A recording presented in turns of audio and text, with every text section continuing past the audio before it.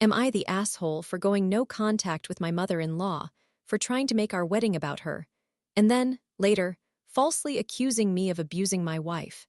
I have never used Reddit before, but I have watched a lot of YouTube videos about this topic, and I relate to many people's stories.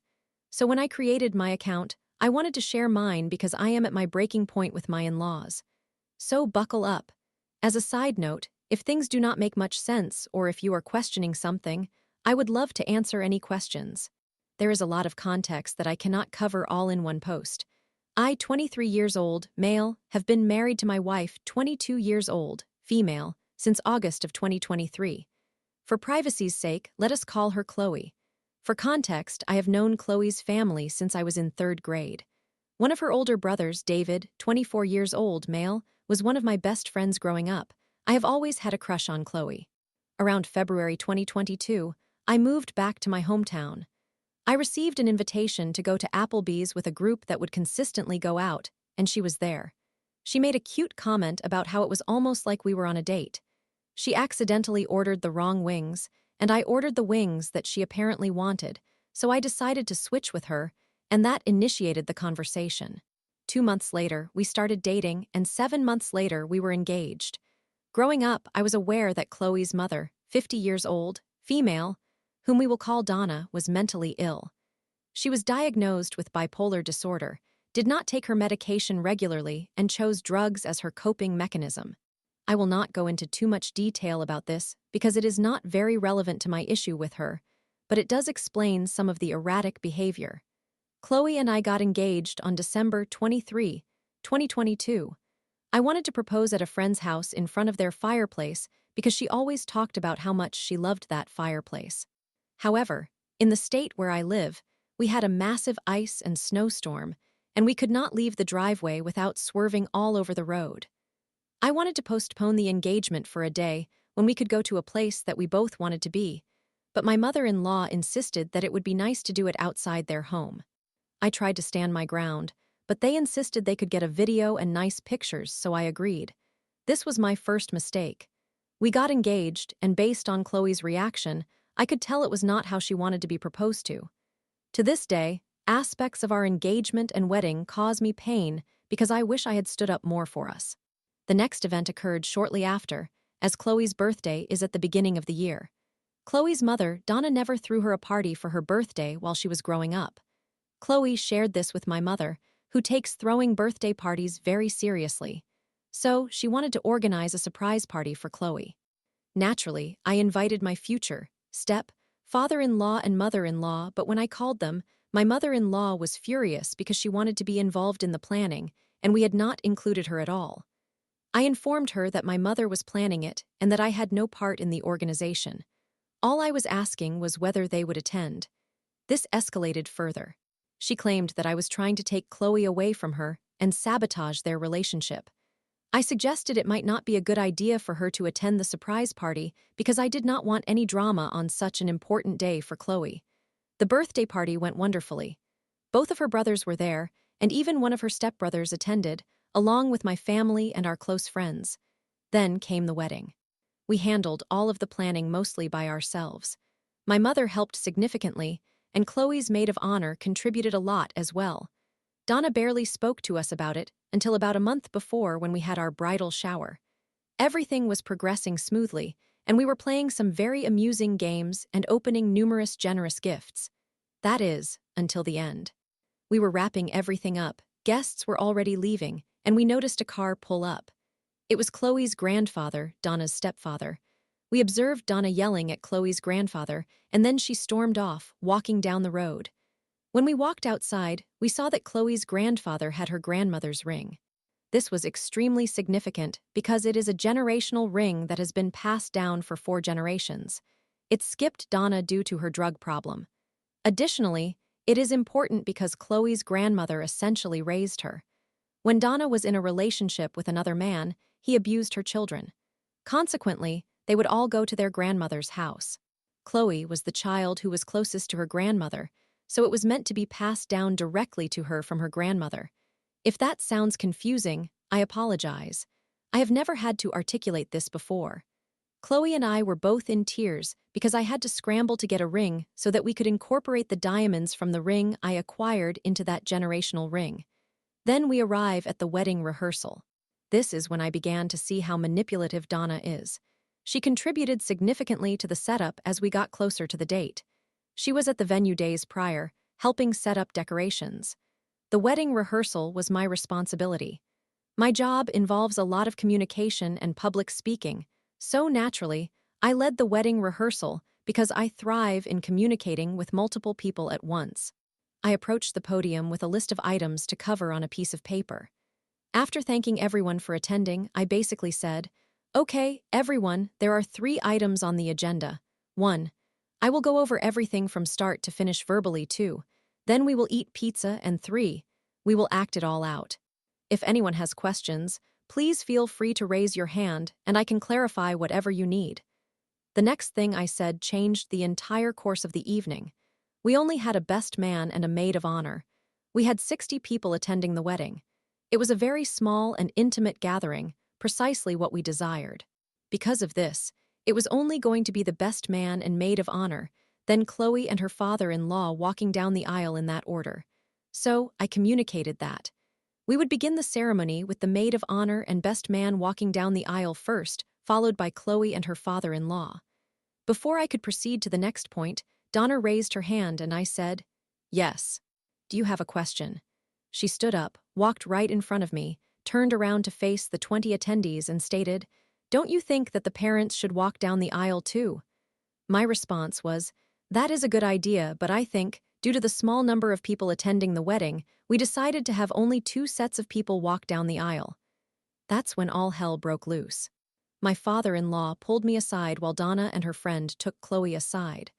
My father-in-law attempted to argue that my parents would appreciate it too, and my dad intervened, stating that it was their wedding, and their choices were theirs to make. He said they were just happy to be there. Then, I went to check on Chloe and found them yelling at her, insisting that it was a mother's birthright and that we needed to honor them. I stated that I needed to speak with Chloe alone, and they told me to give us a second. We're almost done talking. I insisted that I needed to speak with Chloe alone. Chloe and I moved to another room, and she began sobbing. Apparently, Donna was making a huge fuss trying to talk to my parents and convincing them that it was the right decision. My parents defended us, for which I am very grateful in retrospect. One of her brothers entered the room, along with one of my brothers, and they both suggested we should just give in because it was not a significant issue. I left the decision up to Chloe because I wanted this day to be perfect for her, and she agreed with them. Looking back, I regret not standing up and asking them to leave. On the wedding day, everything went smoothly throughout the ceremony. While we were taking pictures shortly after, Donna's erratic friend was in the room. I am unsure why she was there, but she was. Also, keep in mind that we did not even invite this woman. Donna just brought her along. Chloe's dress was a bit tight, and she needed to take many breaks during the photos to breathe properly and avoid looking like she was in pain. However, while the pictures were taken, Donna's erratic friend kept making comments about her, saying things like, "You should look like you actually want to be here," and that is not a good angle. The comment that pushed me over the edge was when she asked, "Why do you look so constipated?" My brother's wife intervened and said, "You need to stop or you can leave." If she had not done that, I would have completely lost it. After that, there was nearly complete silence from my mother-in-law because, for my job, I had to move 3 hours away. Chloe and I like to refer to this as the silent year. From September 2023 to September 2024, I worked temporarily at that job. I was laid off in early September 2024, without much notice. Normally, we would stay with my parents until we found a place, but they were moving at the same time. My in-laws found out through the grapevine that we needed a place to stay. I thought that things had calmed down since the wedding, so when they asked us if we wanted to stay with them for a few months, we essentially said, "Let's give it a try." Big mistake. My brother-in-law hired me temporarily, so I had some form of income, and I got a second job in marketing. From September until January, I worked 60 hours a week to help us get out of there. We heard constant fighting and arguing, and there were spontaneous family meetings at midnight because someone did not do their chores. Keep in mind that Chloe was not working at this time, so when chores were assigned, She just did mine because I was out from 7 a.m. until midnight working both jobs. I would come home and immediately have to sit down for a family meeting because a few irresponsible people in the house decided not to complete their tasks. Tension was building because everyone was frustrated that Chloe was doing my chores. I could not understand why I could not come home and do them myself. One day, I needed to get fillings done, which required me to take a sick day at work and leave by 8 a.m. to drive an hour and a half to see a dentist that accepted my insurance. I had not returned home from work until midnight the night before, and a snowstorm had rolled in. At 7:30 a.m., my father-in-law pounded on the door and said I needed to help shovel the driveway. I informed him that I had a dentist appointment to attend and that I would be leaving in 20 minutes. When I got downstairs, he was in the kitchen. Just as Chloe and I were about to leave for the appointment, he stopped me and asked if I had 5 minutes to talk. I replied, "Not really, because if we stay any later, I'm going to be late for my appointment." He then began yelling at me about how I did not take responsibility for my actions and was irresponsible with my time. Chloe joined in, and eventually we got in the car and left. Before we left, my mother-in-law stated that we had a week to move out and accused me of being abusive toward Chloe and keeping her confined to her room. Some context: in my mother-in-law's previous marriage, her husband did that to her. Chloe did spend time in her room, but not because I forced her. Rather, the house was so dirty and the animals had bugs that she did not feel comfortable leaving her room. Additionally, there was a lot of fighting, so she preferred not to get involved or deal with any of that. I honestly did not care where she was because I was so focused on my work. When my mother-in-law said that, I understood it marked the beginning of the end of my relationship with my in-laws. Chloe wanted to go no contact for the past couple of months, but I had been the one advocating that we could salvage that relationship. We just needed to create some distance. When my mother-in-law made that accusation, I became furious because I was the one encouraging Chloe to maintain her relationship with her mother. So 2 days later, we packed up all of our belongings, opened a storage unit, and obtained a manufactured home with her brother David, the one who was my best friend growing up. As we were packing our things, my in-laws erupted, making a huge fuss about our departure, despite having told us we had a week. They demanded apologies from me, claiming we were ungrateful for their hospitality.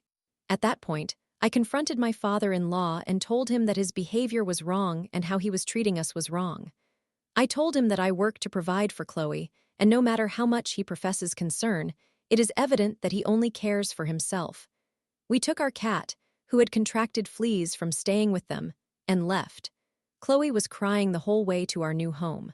When I asked her why she was upset, she explained that she used to feel sad because she did not want to lose her family, but it seemed her family was constantly pushing her away and only pulling her back when they needed her. Now she was upset because she realized she had been manipulated and that the one person who truly loved her was the one getting all the blame. That statement nearly brought me to tears. We officially moved into the manufactured home, and we have been here for 3 weeks. Making ends meet has been challenging with only one job between the two of us, but having David here to help cover expenses is definitely a blessing. He was also living there at the time and was eager to find a place, making it a win-win situation for both of us. He is a fantastic roommate and contributes more than his fair share around the house. I understand that this is a lot to digest, but this is where I need some advice. I know Reddit usually offers the best guidance. My father-in-law and mother-in-law have not reached out to me at all. However, they have texted Chloe several times regarding her interest in a hair school she has wanted to attend for a while, or simply saying that they miss her. Chloe either does not respond or gives very brief, one-word replies. She wants nothing to do with them. Chloe and I have been considering having my father-in-law over for a sit-down discussion about this entire situation. Chloe does not want to be present because she knows she will become emotional and upset right away, while she believes I can maintain my composure. I also do not want my mother-in-law involved because she is likely to manipulate the conversation, and there is a strong possibility I might have to call the police, which I have done before. The advice I am seeking is whether I should even consider having this conversation. If I do proceed, what topics should I bring up? Should I simply list all the things my mother-in-law has done and hope he can comprehend my perspective, or should I invite him over to establish clear boundaries? So, am I the antagonist for wanting to sit down with my father-in-law and inform him that we wish to officially go no contact? Story 2. After a toxic relationship with my ex who gaslighted me, I found real support in a friend named Will. His kindness made me realize my worth, leading to one swift decision: was it too late to move on? I dislike that he still causes me to feel insecure and doubt myself, even now, so I needed to express my feelings. This post concerns me, female, my ex, male, and Will. We are all in our early 20s, and most of this transpired long distance because both my ex and Will live a couple of hours' drive from me. The timeline of everything is somewhat complicated, but I will do my best to clarify. My relationship with my ex was poor. I allowed myself to be influenced into an open relationship because I was too afraid to lose him, and I was, frankly, foolish. He used to be my friend, and I thought more correctly, he led me to believe we shared the same ideals regarding relationships. This continued for a while, until he mentioned having a girlfriend. I felt hurt, thinking I had misunderstood everything, but I wanted to do the right thing, so I asked if she was okay with how we communicated and if perhaps we needed to take a step back. He claimed everything was fine, that they had discussed me extensively, that she knew everything about our conversations and had no issues with it. I believed him, probably because I wanted to believe him, so we continued talking as usual, even though I eliminated every possible hint on my part. Despite feeling sad about my unreciprocated crush, I started working on suppressing my feelings for him. This was a difficult time for me. I am highly sensitive to rejection and felt caught between wanting to end the friendship for peace of mind and not wanting to lose someone I cared about. Then, he returned. While we were on a phone call, he said something quite explicit, and I acquiesced. I know I was wrong for doing so, but I assumed he had broken up with his girlfriend. He had mentioned her only one other time, and it was just to complain about their issues due to his higher libido compared to hers. I know, unpleasant, but I was still wearing rose-colored glasses. So I flirted back, and we began exchanging explicit messages for the first time. He also requested pictures and became pushy when I told him I was not comfortable yet. This continued for a week before I thought it might be wise to ask about his ex. Well, they were still together. He informed me that he loved her and that she knew he was polyamorous, so he decided he needed to talk to her. Anyway, he spoke to her. There was radio silence for a week afterward. Initially, he needed to discuss things with her, and then suddenly felt guilty talking to me. And later, he was always too tired from that conversation to share anything with me. Finally, I pressured him enough to reveal that his girlfriend, Anne, wanted to think things over, but we could still remain friends as usual. That week of silence frightened me so much about losing him that I agreed, which marked the beginning of 6 months of turmoil. He would flirt with me, then ignore me, and subsequently get angry at me for being upset. I would have breakdowns, begging him to end everything, and he would guilt-trip me by claiming he and Anne were working so hard on all of this, and I would just sabotage their efforts, which was unfair to them. After those 6 months, I finally decided to end it. It was challenging. He made me feel crazy and as though I had exploited him. He managed to twist everything to make it seem like he was the one ending things with me while still gracing me with his presence in my life. After another month, he called. He told me that even though I had caused him significant hurt, he understood why I was feeling so anxious, and that Anne had finally agreed to us having a polyamorous relationship, where he would date both her and me. Like the fool I was, I agreed. I spoke with Anne to ensure it was acceptable, we established boundaries, and we gave it a try. Fast forward another 6 months, and things were not going well. Anne broke up with my ex, and he fell into depression. He did nothing all day, only contacting me to encourage him to get out of bed or for sexual activities. He expressed a desire to attend university, but said it was too challenging, so he searched for a job, but he was not committing to that either. He also began getting very upset over things I did or did not choose to do. He became angry with me for gifting a drawing, I'm a small artist, to a friend, something I had done numerous times for various people, including him. On another occasion, he was upset because a client I had done a commission for gave me a small extra as a thank you, claiming I was disrespecting my boundary. He was angry with me for asking him to please use they-them pronouns when discussing my best friend of 8 years. He refused to speak to me for going to a concert with the same friend, one I had planned before we were even officially dating, and had intended to attend before the entire situation began. Fast forward to the last 2 weeks of the relationship, and we had planned to attend a convention together. Will, a mutual friend, was going to be there as well. My ex was supposed to join me on Friday. We had tickets for Saturday. On Thursday, Will arrived in my town, and since we had never met in person, he asked me to join him and a group of friends for dinner. I thought it would be a good opportunity to meet since we would not be alone. My ex knew about this and said he had no issues with it, so I decided to go. It is important to note that my ex wanted to keep our relationship a secret, even though I had requested he share it with friends, including Will. At this dinner, Will was nothing but kind, perhaps a bit too affectionate for a friend, but I honestly did not pay much attention to it. I am not good at recognizing when people have feelings for me, and Will is an outgoing person, so I thought that was simply his nature. The following day, my ex arrived, and I hosted him. That night, one of the 2 major events that led to the breakup occurred. TW for sexual assault, I was sleeping, and my ex woke me up for sex by touching me inappropriately. I told him to stop because I felt tired. He pouted, and I asked him what was wrong. He told me, "I missed you a lot and you just want to sleep." I reiterated that I was tired, really excited for the next day, and, unfortunately, too sleepy to be in the mood. He was still upset but agreed, and we returned to sleep. This repeated at least 2 more times, but I am somewhat disoriented when I am awakened, so I lost track of the exact occurrences. I was beginning to feel unsafe. The following day, I woke up with stomach and back aches. He joked that perhaps he had done something to me while I slept. I felt disgusted and wanted to leave the bed. He embraced me to keep me there, and it took me a while to manage to get up. Then, the slowest morning of my life began. My intention was to get dressed, prepare breakfast for both of us, and then proceed to the convention by 10:30 a.m. By 11 a.m., I was in tears. I tend to cry frequently when stressed, pleading with my ex to let me get ready and for him to prepare as well because I had invested a substantial amount in the ticket, and being present was important to me. I am someone who manages anxiety by having plans, and having someone ignore an agreed-upon plan without communication increases my stress. He was aware of this. Eventually, we boarded the train, and I was upset.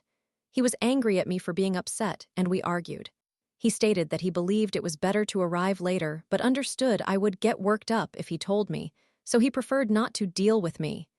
Instead, he took things slowly, so I had to adapt to his pace, insisting that this was the better option. I was shocked by his reasoning. For the first time, it felt as though he was the irrational one and not me. I attempted to explain why that was wrong. I said, "Do you recall when you arrived at an event important to you 30 minutes late and felt sad? This is the same for me." As if I were speaking to a toddler who needed to learn empathy. He concurred that it was similar but still refused to apologize, so I decided to let it go and enjoy the convention. I remained on edge throughout the day, constantly worrying about what I would do if something bad occurred, even though I was uncertain why I felt that way. We met Will, and I finally disclosed to him that we were a couple for transparency. He had to ask because my ex did not want me to say it, and he only agreed to hold my hand and not lie if Will inquired. The remainder of my ex's visit went normally. He departed, and a couple of days later, Will called to express that he had feelings for me. He clarified that he did not expect anything from me, intended to take as many steps back as necessary, and that my ex was already aware. I honestly did not anticipate this because I had never done anything for him. With both my first and second boyfriends, the one in this narrative, we developed closeness after I supported them through difficult times, but I had never provided that kind of support for Will. This also made me reflect significantly my ex had a very transactional mindset. He never did anything without expecting something in return, which I found unappealing. However, he had convinced me that it was normal and that I was merely a people pleaser. I am, but not as disconnected from reality as he led me to believe. He would continually recount the things he did for me, such as comforting me when I was anxious, alongside a list of things I failed to do for him, including not listening well when he expressed frustrations about his life, because I did not understand his struggles well enough to comfort him, and I was not logical enough to offer advice, evidently. I decided to take a few days to process my feelings and concentrate on my relationship with my ex, figuring out how to handle everything, even though I did not feel close to him at that time. Then, the final straw came. As trivial as it may seem, it was a drawing a simple character that Will had created, standing close to my character and hugging them. I had done this many times. I enjoy drawing people's characters alongside my own. I create them for friends, even for mutuals and strangers on the internet purely because I take pleasure in it. It is something I love doing, and people generally appreciate receiving them, so it is mutually beneficial. I had been working on it before Will's confession. It was complete, and I posted it, just like I do with any other finished drawing. I truly did not see it as significant. I had created numerous similar drawings and was attempting to maintain a regular posting schedule to increase interactions on my account and potentially receive commissions. One morning, first thing, my ex texted me a screenshot of it. I was finally happy after a while, but this ruined my day. And I was also going to touch myself, but I no longer want to. First, that is unpleasant. Second, good, perhaps you should engage in a different activity with your day. I could not tolerate it anymore. I messaged Anne, and we finally shared everything about him. We had never done that before because he preferred that we did not, consistently claiming to be a private person and stating it was unfair to discuss our relationship. But all his gaslighting surfaced. We exchanged stories and feelings we had both experienced, but which he had convinced us were simply in our heads similar experiences to those I described in this post. Things I believed were merely me being overly sensitive, timelines that did not align. I felt sad for about a day, but primarily I was angry. That night, I called him to confront him and then ended the relationship. He acted oblivious, insisting he had no knowledge of it and that I should have communicated my feelings. However, he never apologized for his actions, only for what I felt he had done. I was disgusted and enraged.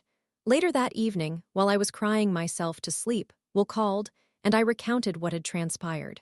He was incredibly kind and compassionate. He comforted me, helped me calm down, and validated my feelings. I fell asleep with him on the phone.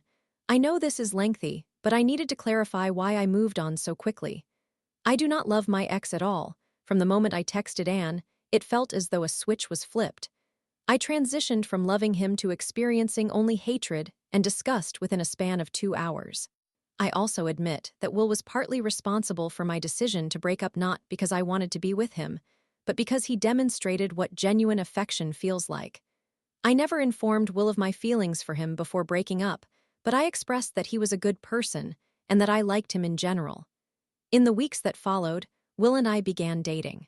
Initially, we intended to just communicate and maintain a close friendship until I felt completely over the anger and pain, but it simply happened. He took a train at 5 a.m. to be with me when my cat was diagnosed with cancer. He embraced me, encouraged me to watch a movie to distract myself from it, shared stories about his old cat who had the same illness, and advised me to cherish every moment with her. At that moment, I realized he was the person I wanted to be with. That was the kind of care and emotional maturity I had always sought in a partner. Of course, there was more, but that was a pivotal moment for me. Thus, we officially began dating shortly thereafter. For those who are curious, my cat is still doing well. She is a fighter. Although the tumor cannot be surgically removed, we are ensuring she has the best possible quality of life with the assistance of our veterinarian. She has had a wonderful 14 years thus far, and we aim to maintain that.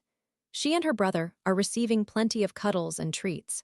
So I understand this was a lengthy and convoluted account, but the point is, my ex has been asking others about me and Will, and I resent that he perceives himself as the victim. I may have made mistakes, but his actions were malicious. I also genuinely regret allowing everything to unfold as it did. I once believed I could identify a toxic partner, yet I allowed him to manipulate me unnoticed. I simply wanted to vent. Thank you for your patience, and I apologize for any errors. Story 3. At 23, I've been caught in a cycle of love and anxiety with my 40-year-old boyfriend. After a great trip, I broke up with him over fears about my future, but our reunion was just a blur of confusion and mixed signals. Should I stay or finally cut ties for good? I do not even know where to begin with this, as there is so much that has occurred. To start, I will provide some basic context regarding our relationship. We have known each other for 5 years, dated for 3 years, broken up for 1 year, and recently got back together within the past few months. During the first 3 years of our relationship, it deteriorated pretty quickly. It was a classic toxic relationship, and there were a lot of drugs involved, so any problems we encountered escalated and were never resolved. The 1 year we were apart, the breakup was difficult for me because he was my first real boyfriend. However, I still maintained no contact, and he sent me a few messages, both positive and negative, occasionally. Finally, to the present day, we do not use any drugs, and we have actually enjoyed the best couple of months together. We even went on a 2-week trip together, and it was the best time I have had in a long while. I have not felt that good in such a long time. Now, here is the issue. It all began after we returned from our trip last month. I was feeling anxious about my future work, finances, family matters, and I sensed that as long as I am with him, I would be unable to attend to other areas in my life that require my attention. I have shared this with him once. I wrote a small letter explaining these anxieties and broke up with him over it. However, this occurred in November 2024, and we reconciled very quickly. I do not believe he remembers or takes this particular concern of mine very seriously. We never discussed it afterward. Moreover, after we returned from our trip, I felt a distance between us. 2 weeks went by without us seeing each other, and our phone calls became short and mundane. In the past, we would talk on the phone for 40 minutes and feel as though only 5 minutes had passed. However, I wanted to give him some space since we had just spent 2 weeks together. I was truly looking forward to seeing him again, as I was so excited. When we finally met, it was not the sweet reunion I had anticipated. He spent the entire day playing games, which made me feel as though he did not care whether I was there or not. This is when my anxiety kicked in, and my mind began to spiral. I questioned what I was doing with him if he did not even care that I was present. Was this what I was sacrificing my entire future for? Additionally, as I mentioned, we have had a toxic relationship in the past. I will not delve into all the details, as it is too much to unpack, but those worries resurfaced. What if it turns out to be the same as before? Would he revert to his previous behavior? Do I want to face the possibility of being hurt again?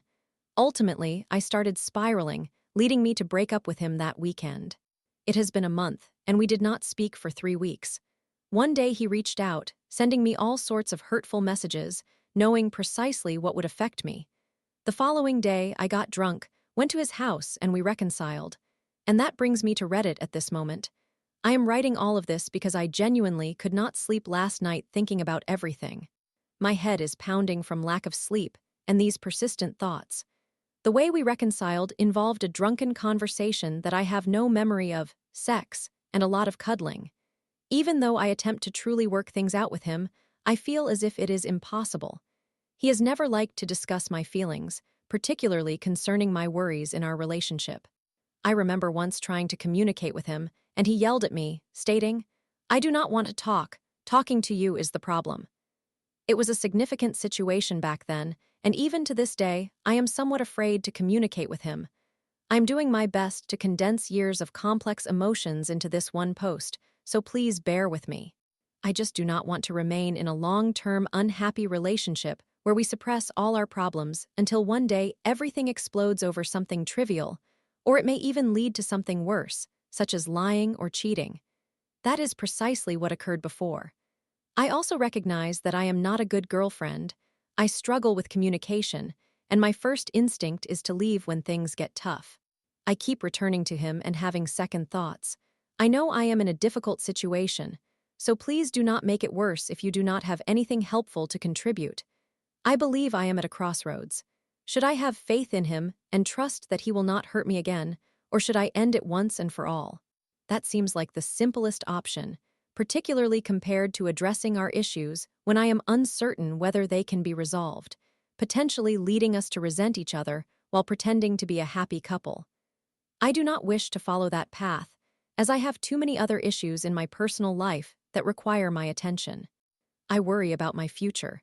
I have already spent so much of my life with him getting drunk, having sex, and having fun, but is that truly worth all of this anxiety? At the same time, perhaps I am allowing my anxiety to dictate my thoughts and overthinking the situation. He has shown me love and has been kind to me. When I am with him, I feel safe, and no one else has made me feel that way. I constantly feel like I must handle everything on my own, but that tension disappears when I am with him. It is nice to have someone care for me for once. I am not implying that he financially supports me or anything, he just makes me feel cared for emotionally. For instance, he holds my hand when we cross the street, which makes me feel secure. With other men, it feels uncomfortable when they do this to me. I do not understand why I feel this way. I am so confused.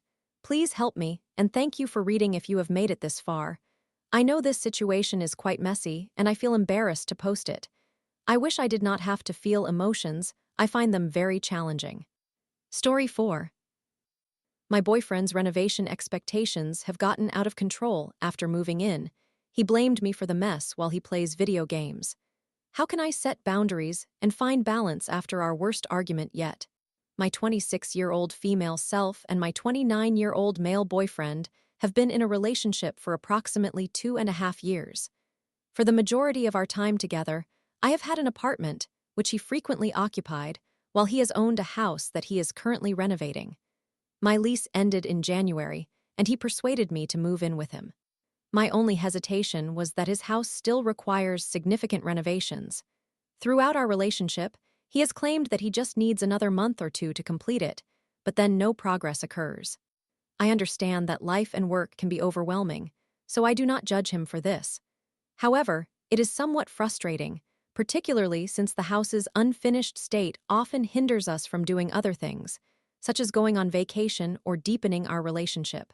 Each time I have attempted to assist with the house or sit down to create a semblance of a plan, he loses motivation quickly and struggles to push himself to accomplish any meaningful work. We discuss this issue frequently, and it feels as though we are making no progress. Prior to reading the rest of my message, I would like to acknowledge that moving in with him was not a wise decision. He assured me that the house would be completed before my lease expired, but that did not happen. He then promised that the house would be finished within 2 months of my moving in, and while I can't say I am surprised, I currently find myself living in a significantly unfinished house, with many areas resembling construction zones. I love him and am willing to be patient and assist him through this process. However, we recently had an enormous argument, arguably the worst in our relationship, which made me recognize that my boyfriend may have imposed an unreasonable and perplexing expectation upon me without my awareness. Essentially, he became very upset with me because I am not helping with the house while he is at work.